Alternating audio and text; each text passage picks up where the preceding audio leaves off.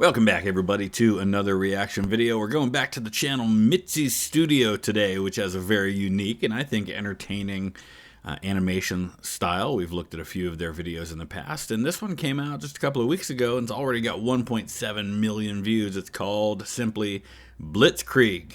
A lot of people hear that word. We obviously think of World War II, and I'm guessing that's what this is about, especially about the use of these kind of lightning tactics as they're described by the German army, particularly when it came to conquering nations like France.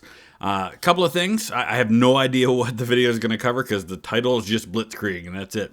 But we should mention up front that Blitzkrieg is a name that is really kind of an exonym. It's used more by people outside of Germany than inside. I don't think the German army, the German high command really used the term. They typically called it maneuver warfare. I think it's Bewegungskrieg. So this is a word that really we've applied to them, but it's an idea that it has existed throughout history and warfare. The idea of outmaneuvering your opponent, whether it's with cavalry in the older days or with faster infantry and lighter arms rather than heavy equipment, or later on with tanks and planes and things of that nature. So we'll dive into this. I'll put the link down in the description so you can check it out without my commentary. And before we dive into the video today, I want to thank Nate from Butler, PA, just right down the road from me. I've been to Butler many times. Thank you, Nate, for your support on Patreon. He signed up just a few weeks ago. Really appreciate it. Let's dive into this one. Blitzkrieg, the tactical dream scenario of Germany's favorite villainous mustache enthusiast Adolf Hitler. You know, the guy who looked at World War I trench warfare and thought, how can we make the new war go faster and even more terrifying? And the Germans were actually using what you could call Blitzkrieg tactics as World War I progressed. A lot of tactics were evolving, and they started using these stormtroopers, these infiltration tactics.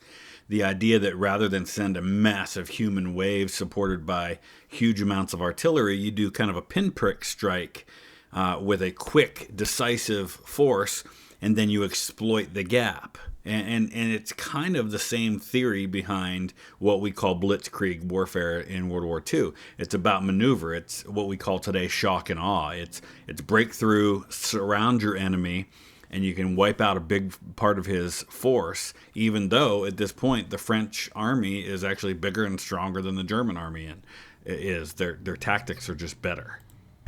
Apparently, a guy called Heinz Guderian claimed to have the answer. Storm in like a boss with fast-moving tanks, screaming Stuka dive bombers and artillery while everybody chats over the radio. And just like that, Blitzkrieg was born. That's a great point there. It's about combined arms, and it's about using that combination effectively. Communication is a key. It's lightning fast, but it's planes, it's artillery, it's tanks, it's surprise, it's shock and awe. Combining speed, firepower, and the audacity of a drunken dare, or a meth head. But we will come to that later. Providing. Let's set the scene. It's 1939, and one of the countries in Europe that was just minding its own business was Poland. A place that had mostly psycho-wacko dictators as neighbors. On either side. Speaking of red flags, I'm sure the swastika and Soviet banner were among them. Suddenly, Poland found itself hosting a Blitzkrieg beta test, and right from the start, things turned into chaos for the Polish army. The Luftwaffe was bombing cities and railways, cutting off Polish frontline forces, and generally making things very uncomfortable for everyone below. Meanwhile, panzer divisions rolled through the countryside, bypassing strongholds with high speed like it was all a scene from The Fast and the Furious. Get it? Okay. So this was a good test for the German army on a weaker enemy, especially after the Soviets get in on things from the east. And they're going to be able to work out the kinks and perfect this before they go up against the likes of the British and the French. Then on September the 17th, the Soviet Union crashed the party from the east, because why let Hitler have all the fun? After the swift conquest of Poland, the war shifted gears into what's known as the Sitzkrieg, or as it's cheekily translated, the sitting on your butt war. And all that means is that Germany and France were treaty bound to declare war on Germany if Germany launched a war of aggression on Poland. And so when that happened, they did, but they weren't really actively pursuing it. They weren't, sending ground troops into Germany from France, for example. They just kind of sat there and waited while they built up and prepared to take on the Germans. French fortified their borders and waited for something to happen. The Germans were anything but idle. They used this lull to finalize invasion plans for Denmark and Norway. The butt-sitting phase officially ended when Germany steamrolled Denmark in just a few hours. Clearly, those Panzer boys were on a tight schedule. Norway, however, proved to be a trickier nut to crack, thanks to a pesky little thing called the Royal Navy, and the fact that Norway is, well, kind of massive and covered in snow. Perhaps a bad omen for what lay ahead. By now, the German armoured convoy had reached its next destination, France and the Low Countries. The French, Belgium feeling pretty confident, had constructed a supposedly impenetrable defensive marvel known as the Maginot Line. It was like building a massive wall to keep out burglars, but forgetting to lock the back door. Yeah, and remember, in World War I, what does Germany do? They don't go straight at France and its strong defenses. They go around by going through Belgium. They're just going to do the same thing again. Predictably, the Germans didn't bother with the front. Instead, they strolled right through the Ardennes forest, a region the French assumed was too dense for tanks. Turns out the Germans were basically saying, "Hold my schnitzel." Schnitzel's really good, by the way. In addition to schnitzels, German soldiers were also supplied with Pervitin. As it turns out, Blitzkrieg wasn't just about tanks and tactics. It was about troops blitzed out of their minds on methamphetamine. The Germans weren't alone in doing this, but this is the most famous example of the use of methamphetamines. They called it Pervitin. And basically, in addition to the tactics, if you can keep your soldiers awake a little bit longer than the enemy can, it can help you get that kind of 72-hour punch that you need to make victory inevitable. Now, if you're struggling to imagine what an invasion led by a meth-fueled Nazi horde in armored vehicles looks like, well, let me paint that picture for you. Für den Übermenschen. Auf der Heide.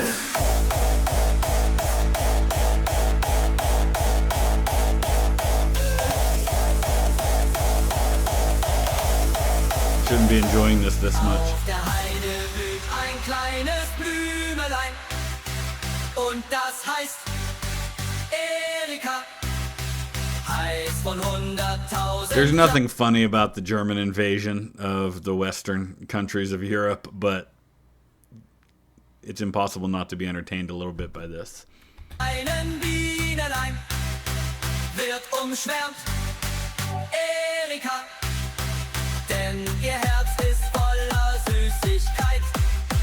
Zarter Duft entströmt im Blütenkleid. Auf der Heide blüht ein kleines Blümelein und das heißt Erika.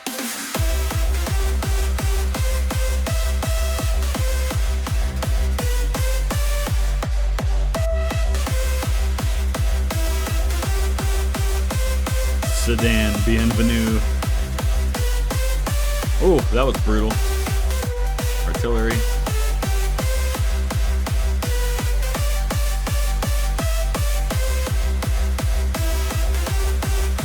A lot of people give France a lot of grief for quickly surrendering during World War II, but they were just completely out-generaled, and that's the bottom line. It wasn't because they didn't have a powerful army. It wasn't because of manpower or tanks or any of that stuff.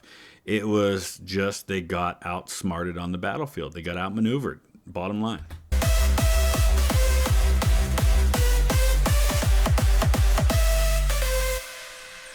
Dunkirk. 2 So kilometers. yeah, that happened. This was apparently the German interpretation of a Tour de France, with the Panzer divisions reaching the outskirts of Dunkirk in just 2 weeks. For reasons still debated, Hitler then decided to call a halt to his tanks and let the Luftwaffe finish the job. Now, in hindsight, we can also obviously see how this was a huge mistake. You let 400,000 British soldiers get away. you could have really just pretty much destroyed the British army and set them back and made it a lot more likely. Because remember, at this point, Winston Churchill becomes prime minister like the day that this attack begins. And there's a lot of people, if you've seen any of the recent movies about this topic, you know, there are a lot of folks within the British government who want to negotiate and find a way out of this. And the destruction of the British army at Dunkirk would have given strength to their argument that they needed to negotiate. Whether it would have happened or not, I don't know. But if you look at it from the German perspective, there's an argument to be made here that you've got them pinned. You don't believe there's any way for them to get away. You probably could use your air power and wipe them out. In hindsight, we know that that failed, but it wasn't necessarily a terrible strategy. Part of the delay was likely because Hermann Goering, eager to prove his worth, wanted to claim some glory. Sadly, he proved to be far better at clearing out buffets than winning battles. Now, Hermann Goering, who is in command of the Luftwaffe, the Air Forces, is a World War I hero. He was in the same unit with the Red Baron, and eventually, in the aftermath, Red Baron, it wasn't right directly from Richthofen to Goering, but eventually Goering commanded the same unit that the Red Baron had commanded. He was a war hero. Anyway, the Luftwaffe failed to wipe out around 400,000 British and French troops on the beaches, and most of them managed to hop on boats and float off to England. Yep. Operation Dynamo. Despite the Luftwaffe's fuck-up at Dunkirk, the Germans still demonstrated the overwhelming power of their Blitzkrieg doctrine. In less than a week, they had occupied the Netherlands, bombed the Dutch city of Rotterdam to rubble, and forced Luxembourg to surrender in just 12 hours. Ouch. What followed was the Battle of Britain, where Goering yet again showed the world he was more obese than capable. His Stuka dive bombers performed great during the invasion of France, but high in the skies above Britain, surrounded by Spitfires and Hurricanes, yeah, not so much. People forget, I mean, first of all, how important the Battle of Britain was. I think people in the UK understand it, but maybe Americans don't realize just how crucial this was to the war effort. But we also forget how many British civilians died because of German attacks on their homeland. It was something like 60 or 70,000. And a lot of those were in London, but they were in other places too, as far north as Scotland, over in Ireland. They all suffered from the Blitz. At this point, Hitler focused his attention on the East. In June 1941, Germany decided to take its lightning war to a whole new level with Operation Barbarossa, the biggest road trip in history. This was a Blitzkrieg campaign on steroids, or methamphetamine, you pick. Tanks were rolling through the Soviet defenses and planes were bombing Soviet positions into oblivion. By the end of summer 1941, the Germans were moving fast and the Red Army was scrambling to keep up. But then here's the downfall for this Blitzkrieg warfare. It's manpower and size. There's enough Soviet troops to be able to slow this down by just throwing troops at it, but also just the sheer distance that you have to travel into Russia to get to places like Moscow and Leningrad and Stalingrad.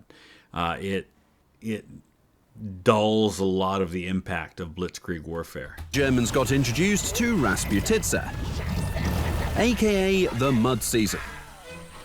This quagmire was a far cry from rally racing through the green fields of northern France. Yep. By November, the Russian winter set in and pretty much screwed up the entire plan of the Wehrmacht to capture Moscow. When spring arrived and most German soldiers finished defrosting their testicles, the army once again blitzed their way through Soviet defense lines toward the Caucasus. Sometimes it's just how calmly and seriously he says things like defrosting their testicles. And the city of Stalingrad.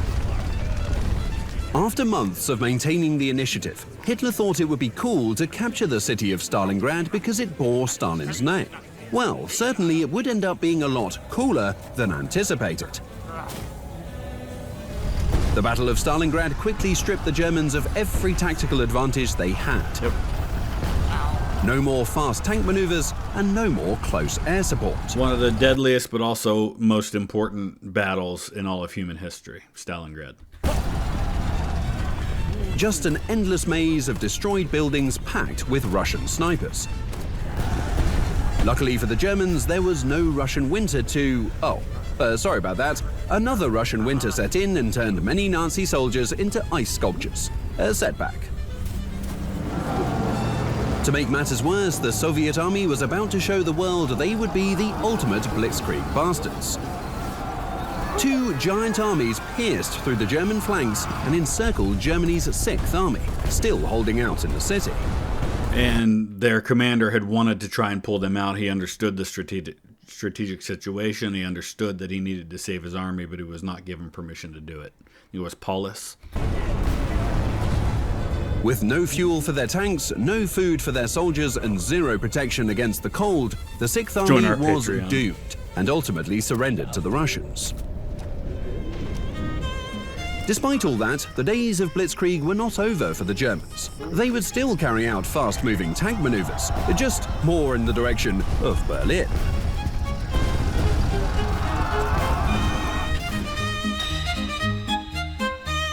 All right, that was good. As always, they do a great job, not only with telling a story in a concise manner, with entertaining content, but also great animation. So I enjoyed that.